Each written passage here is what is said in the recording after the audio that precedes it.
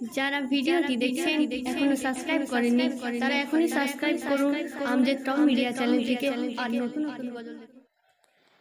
তৌরাত জবর বেদ পুরাণ সবারই সুলতান দেখো সবারই সুলতান কালাম হরফে মধু মাখা মোদের আল কুরআন ও ভাই মোদের আল কুরআন তৌরাত জবর বেদ পুরাণ সবারই সুলতান দেখো সবারই সুলতান কালাম হরফে মধু মাখা মোদের আল কুরআন ও ভাই মোদের আল কুরআন নাজিলে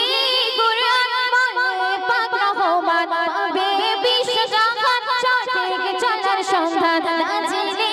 কুরআন মানে পাক রহমান পাবে বিশ্বজাহান সঠিক চলার সন্ধান ফারিস্তাহুল পারে নাজিল জমিলো আসমান এই জমিলো আসমান কে হওয়ানিতে ধরার বুকে মধুর আল কুরআন ও ভাই মধুর আল কুরআন তৌরাত জবর বেদ পুরাণ সবারই সুলতান দেখো সবারই সুলতান কালাম হরফে মধু মাখা মোদের আল কুরআন ও ভাই মোদের আল কুরআন শুনবেন জিবরিল আমিন যখন নবীর করিল আলিঙ্গন সূরা আলাকের প্রথম পাঁচ আয়াত পড়ে তখন জিবরিল আমিন যখন নবীর করিল আলিঙ্গন সূরা আলাকের প্রথম পাঁচ আয়াত পড়ে তখন হেরা গুয়াই মোদের মায়া করে রবে ধ্যান যখন করে রবে ধ্যান কথা ওহি পাঠিয়ে সহি পড়ানো কুরআন প্রথম পড়ানো কুরআন তৌরাত জবর বেদ পুরাণ সবারই সুলতান দেখো সবারই সুলতান কালাম হরফে মধু মাখা মোদের আল কুরআন ও ভাই মোদের আল কুরআন অতি মূল্যবান কথা কবি ছন্দের মাধ্যমে আর কি লিখতে শুনবেন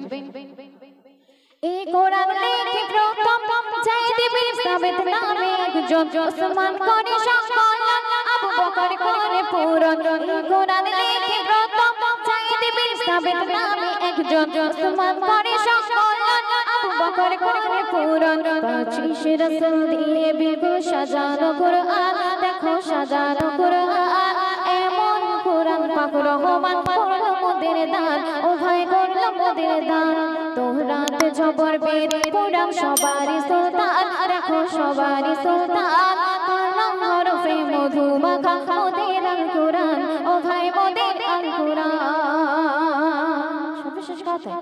শ্রদ্ধেয় কবি মুকাব্বির ইসলাম সাহেব আর কি লিখতে শুনবেন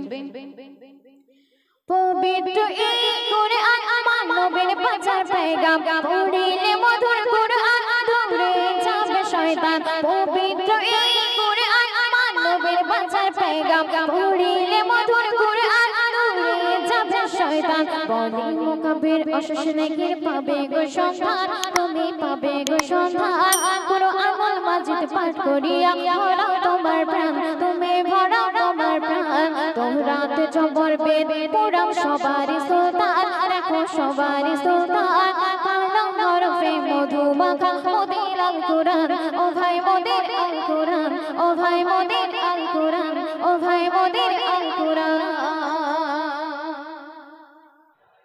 শিশু নবী কেঁদে বলে ও জননী মা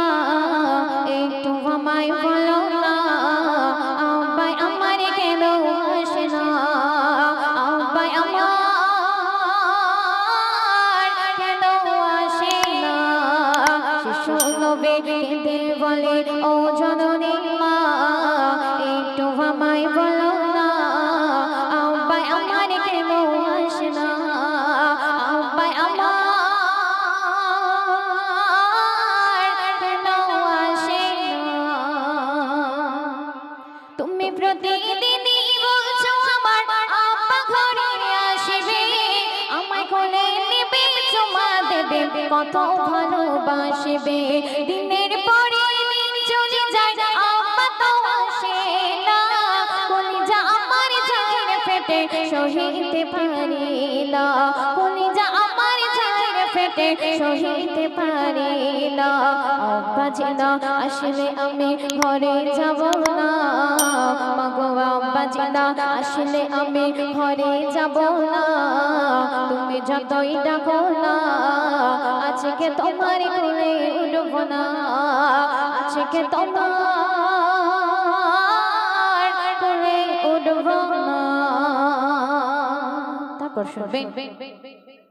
চিন্তা করে মা আমি না কি বলে বোঝাবো আমার বেটারি চোখের পানি কি করে মোছাবো সব ঘটনা আমি না তার শ্বশুরকে বলেছে শ্বশুরের হুকুমে তাকে নিয়ে মদিনার পথে চলেছে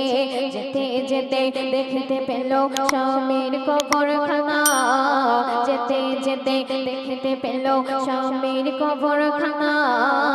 অঝরে কাঁদে আমিনা তার বুক ফাটা কান্না থামে না তার বুক ফাটা কান্না থামে না।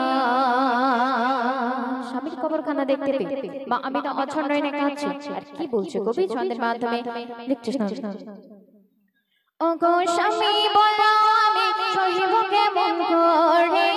শিশু মুহাম্মদ কাঁদে শুধু তোমার দেখার তরে এতে বেটার কান্না আমি সহিতে পারি না তুমি দুনিয়াতে নেই কথাটা বলিতে পারি না দুনিয়াতে নেই কথাটা বলিতে পারে না শিশু নবী বুঝে নিল মায়ের বেদনা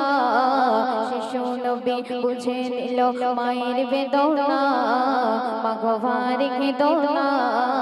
আব্বা দুনিয়াতে নেই কেন বললে না আব্বা দুনিয়াতে নেই কেন বললে না। মূল্যবান কথা কবি ছন্দের মাধ্যমে আর কি লিখছে শুনবেন। পিতার কবরে জিয়ারত করে মায়ের হাত ধরে শিশু নবী আসছে ফিরে আবার আপন ঘরে আসার পথে মা জননী চির বিদায় নিল চিরতরের মতো নবী এতিম হয়ে গেল চিরতরের মতো নবী এতিম হয়ে গেল